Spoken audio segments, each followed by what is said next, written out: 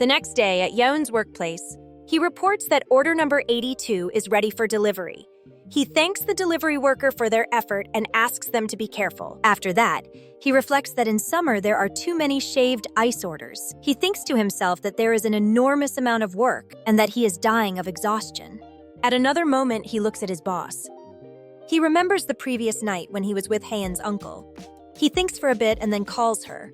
He asks her how she has been feeling, and the woman, somewhat curious, questions what he means by that and whether he is referring to the shop's sales.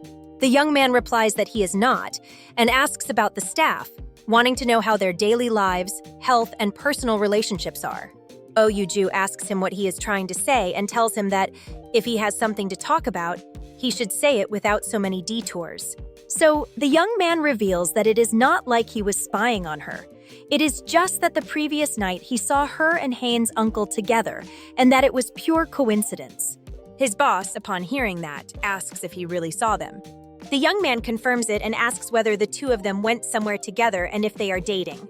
Oh Yoo-ju looks at him for a few seconds and replies that this is part of her private life, so she cannot say anything. Yeon, upon hearing that, answers that such a thing does not exist between them, since she always says that there is nothing wrong with talking about those things, and even goes so far as to pry into his love life. His boss responds that this is because she is the boss and he is her subordinate, leaving the young man speechless and thinking that she did not even call him an employee, but a subordinate. He makes a disapproving face at her and declares that from now on he will no longer tell her anything about his private life. Oh Yoo-ju complains that he cannot do that. She explains that he is her drinking snack and asks him not to cut off her supply.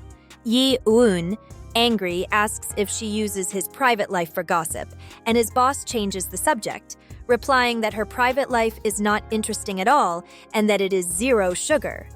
But her employee asks her to be fair and to tell him things as well. She, without many alternatives, replies that it is fine and that since there is no helping it, she will tell him what happened. But first, she gets straight to the point and states that they are not dating and that nothing happened that day either. She explains that that day, before returning home, she decided to rest a bit in the car with the air conditioning on, but she fell asleep without realizing it. That was when he saw her, while he was on his way to the shop, and woke her up thinking that something serious had happened to her. She tried to go home, but he said that it would not be safe to drive while sleepy, so he asked her to go rest for a while at his place. And that is why they walked together that day. Yeon, upon hearing that, asks if the two of them were alone in the house.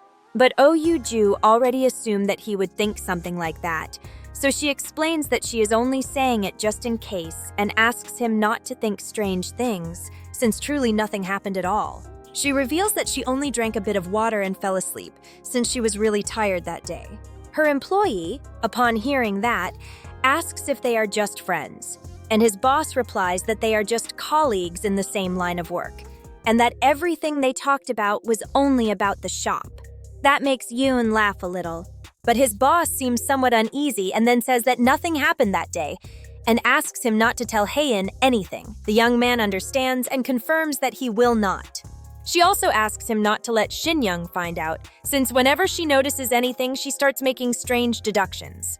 At that very moment, she arrives and asks what they are talking about, startling both of them.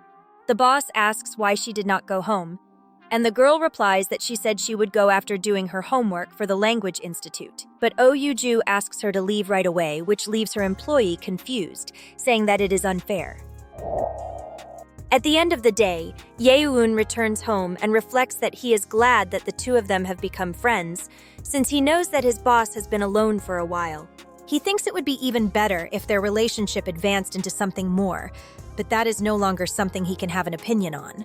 Because feelings do not arise just because someone pushes them from the outside. When he arrives at the station, he sees Haeun looking thoughtful. Yeon asks her what is wrong and tells her that she looks worried. She reveals that today she noticed her uncle acting a bit strange. She explains that someone who was always playing with his phone at the counter was, today, sitting down, distracted, as if he had taken cold medicine. Even when she called him, he did not respond, and he just stared into space with a foolish expression. She concludes that, judging by his expression, he did not seem sick, but he kept muttering to himself, saying things like he had made a mistake and talking nonsense. Yeon looks at her in silence, and Haein asks if that could be the midlife depression she has heard so much about. Her boyfriend comments that calling it a midlife crisis is far too early, since he is still in his 30s. He states that maybe there is just something he wanted to think about, or perhaps it is an issue related to how he feels. Upon hearing that, Haein asks if he knows something. The young man replies what he is supposed to know, and that not even she, who is his niece, knows anything. But Haein observes him more closely, shooting him a piercing look. She comments that he does not usually jump to conclusions so quickly, and that right now he is trying to hide something from her, which is why he wants to end the conversation. That leaves the young man thoughtful, and he replies that even if he knew something, it would be impolite for him, an outsider, to say it. Besides, if her uncle did not say anything, it surely means that it is nothing serious. One has to be considerate since they are family, and it is not as if he were hiding something from her just to bother her. Haein thinks about that for a moment and replies that it is true, but she is still worried, since perhaps he could have been the victim of a scam. Her boyfriend laughs and answers that it is not that at all, and that there really is nothing to worry about. Then she touches his leg and complains that she knew it, asking him if there is something he knows. She adds that she will not ask him to explain it in detail, but that at least he should tell her the basics, looking at him as if she were sure he would tell her everything. Yeon is left with no alternatives. He wonders why she is so beautiful and why it is impossible to say no to her. Besides, she is dressed spectacularly and looks amazing. Then, in an act of self-preservation, he places his hand over Haein's and replies that he cannot take it anymore, and that he also found out by coincidence. He believes that the most appropriate thing would be to keep it secret as much as possible. Even though she and her uncle are family, there are surely things he does not want to talk about with her. The girl seems to understand and replies that she gets what he means. She adds that he is saying with certainty that it is not something he is worried about. So she should not worry either, and thus she will not ask any more questions. In the end, it is not good to meddle too much in other people's love lives. Upon hearing that, the young man is surprised. He wonders how she realized it, since he did not say anything. However, he deduces that perhaps she is just testing him. Then Haein comments that they say the more a secret is hidden, the bigger it becomes. Yeon wonders if she knows something and affirms that it cannot be. He thinks that he does not know what to think and that she can surely read his thoughts, and that it is unfair that he cannot read hers. He makes exaggerated expressions which make Haein laugh. She changes the subject and asks if this time he is not going to do anything, and the young man asks her what she means. Then she reminds him that tomorrow the collaborative song by Long Afternoon is coming out, and asks if he is not going to do anything for that moment. The young man replies that he already knows and that yes, he does have something planned. He reveals that it will be a listening session. He adds that for Blue Fate, he prepared things in an improvised way, but that this time he wants to do it properly.